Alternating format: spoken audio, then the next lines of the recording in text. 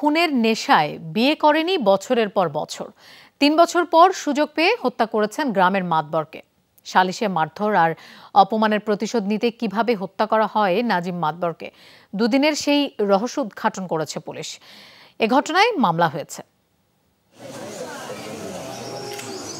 প্রায় ৩ বছর আগে স্থানীয় এক নাপিতকে মারধরের ঘটনায় সালিশ বৈঠকে সজ্জাদ হোসেনকে ৩০,০০০ টাকা জরিমানা ও মারধর করে নাজিম মাতব্বর। মারধর আর অপমানের ক্ষোভ থেকে নওগাঁয় খুন করা হয় গ্রাম্য মাতব্বর নজিমউদ্দিনকে। দুপুরে প্রেস ব্রিফিংয়ে বিস্তারিত তুলে ধরে পুলিশ। জানায়, সোমবার রাত ১১টার দিকে সহযোগী মেহেদীকে সাথে নিয়ে পরিকল্পিতভাবে নজিমউদ্দিনকে বাড়ির সামনে কুপিয়ে হত্যা করে সজ্জাদ। এ ঘটনায় দুজনকে গ্রেফতার করা হয়েছে।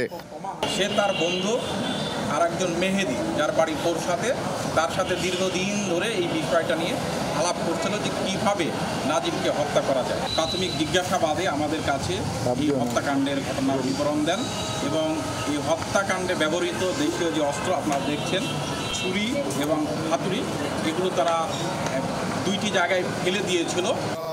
আটককৃতরা পেশাদার খুনি নয়, তবে নজিমউদ্দিনকে খুন করার জেদ থেকে বিয়ে করেননি অভিযুক্ত সজ্জাদ হোসেন।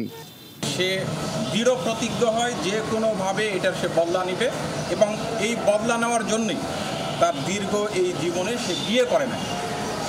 স্টিল নাও তাকে মেরে এর প্রতিশোধ নেওয়ার জন্য সে ব্যাচেলর ছিল। কিলিং মিশনে ব্যবহৃত অস্ত্র উদ্ধার করা হয়েছে।